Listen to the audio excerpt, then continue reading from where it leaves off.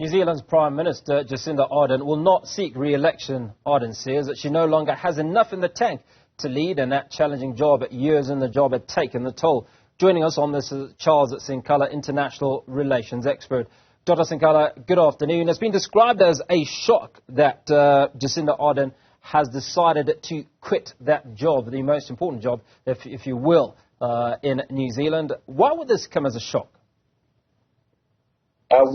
Thank you very much, and good afternoon to your viewers. To other parts of the world, yes, it's indeed a shock, especially in New Zealand, from these supporters and political party, the Labour Party, and as well as from the international community. But one has reviewed that European politics are completely different from the African politics, where if one has got a problem or a challenge, they step down voluntarily. So let's talk about democracy. Is this a true sign of democracy, or does it speak more to the individual? No, I think this is more of on the side of the collective responsibility. We must also remember that New Zealand is under the guardian of the kingdom. Now King Charles presides over 16 Commonwealth countries. And I think if they pursue an agenda which those who have been elected in leadership to pursue that agenda, and if they brush with that agenda which is inconsistent with their aspirations, they call them privately and tell them that, look, we appreciate your service, but I don't think we can continue, you being the leader of this government. Hence, most of these leaders, we saw what happened in the United Kingdom, they are asked very nicely to resign. Well, let's talk about her specifically. She's been pretty popular over the last few years. In fact, described as exceptional, the darling of the West. So where did it go wrong? Well, she can be viewed like that. And in fact, in politics, one who is working harder is the ones who are eliminated. We can see she has done a lot of political and economic transformation in that small island, which she actually gained a lot of support from the locals and in the international community, including they had anticipated that the next elections, which are just by the corner, they shall take the victory. But things have turned upside down now. I could see from her face in terms of her showing an interest or intention to resign that she was not a happy person. But anyway, she has to take that decision because she has been instructed to do so. And you have it on good authority that this came via an instruction and it's not her own free will? I don't think so, of course. I don't think so. Usually, because of her popularity, a lot of people must have said continue their aspirations. But look, we can have the political power, but these nations as a Commonwealth, they're still under the British government.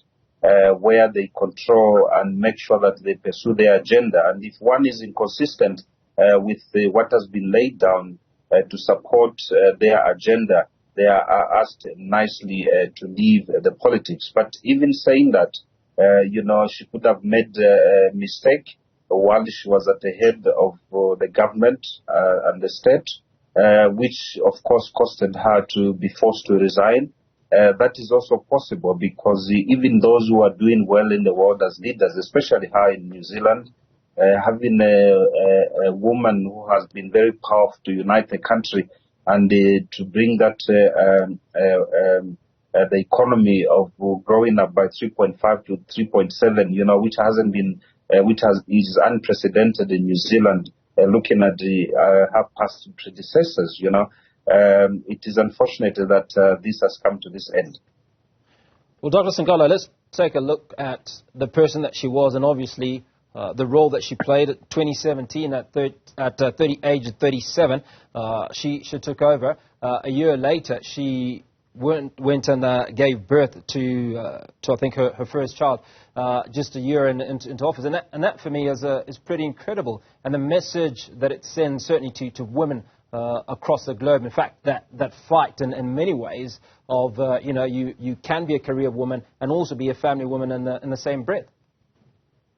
Well, definitely we cannot forget to mention about women participation in the leadership. And I think she came at such a time that the world now are looking for alternative leadership from just the normal gentlemen that we are aware of. But, she came forcefully, like what you've mentioned, taking the two roles, being a family lady and as well as taking on the government to make sure that she shows the world that indeed, women have got that capacity to lead, even if they can have domestic responsibilities from home. And when I looked at her profile, she has done exceptionally well. Details of her resignation hasn't been like always from the world leaders. They do not say exactly that the reason I'm stepping down it's because I caused the country to lose about $1.9 billion or I did make a mistake. There's no that admittance of the problem or what they say, I cannot continue, I'm stepping down as Prime Minister, and it ends there. And which definitely puts a lot of people, especially supporters and those who are doing programs and economic activities within the country, in a shock. Maybe later they will understand why she has left. Well, we have to mention that she was not only exemplary, but also very inclusive in that following that 2019 Christchurch terror attack, she immediately enacted a gun law and obviously wore a hijab rather.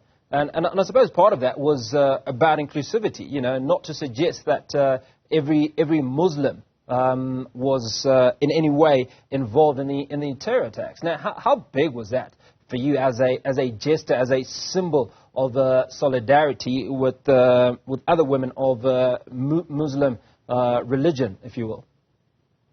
Yes, indeed, that is very important. I think that also Agenda has some mouths, to be respected. She did take indeed a decision which is inclusive, bearing in mind that she presiding over the government and the state, which has got a diversity of people's religion and different beliefs. So the decision of her coming out like that, although other sectors of society, they said, why, this is not a Muslim community. But later they had to understand why that decision was best to be done in the same way she did at that time.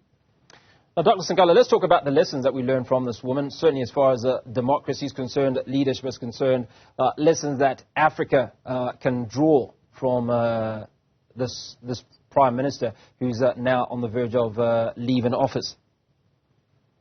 I think to me what is important is not her exit. I think what is important, the successes such as one which we have mentioned. I think in terms of leadership and governance, these are things that we have to embrace and learn from. That one is appointed to the position of leadership, they have to start from day one to make sure that they serve as per the purpose of that country. And she did that exceptionally well. And she also knew that one day she won't be in that office. One day she will resign.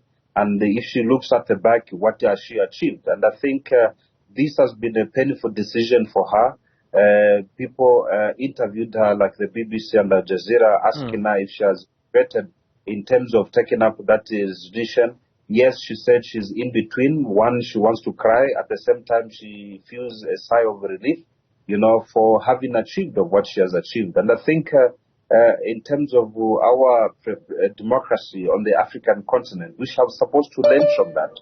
Winners knows when to leave the stage when they have achieved. And we shouldn't be hanging on to power if our ideas have been quenched. And I'm sure one who will take over from where she left. Now, final thoughts on the age of Jacinda Ardern when she took office. She was 37 years of age. Emmanuel Macron, I think, barely 40. And we've seen a number of women leaders, particularly in the West, that get into politics and run entire countries at that age. Why is it that in the West it's so easy for a young person to go into office and become a president or prime minister of a country, whereas on the African continent you're young if you're 60 years old and are elected prime minister or president? Yeah, well, in the set of Africa, yes, they look at the age in terms of maturity for somebody to be given that responsibility. As well as the West we've seen, we have Joe Biden who came in, close to 80 as president of the United States of America. But over the last part of a decade or so or more, things have changed, like what you likely mentioned, that, now young men and women, they are putting themselves in terms of the position themselves to hold leadership. And they've tested that leadership to them is not about the age, it's about serving, the country. And I'm sure what we have seen how Emmanuel Macron from Paris has gained popularity in terms of holding that country together, and as well as these policies of speaking against the invasion of the West African countries where they are fighting coup d'etats and many others. But particularly to New Zealand, this was a test for the young people. And I think a door has been opened for the young people that they should participate and do their civil duty, not looking at their age, but, if they have got the capacity and the energy, they can.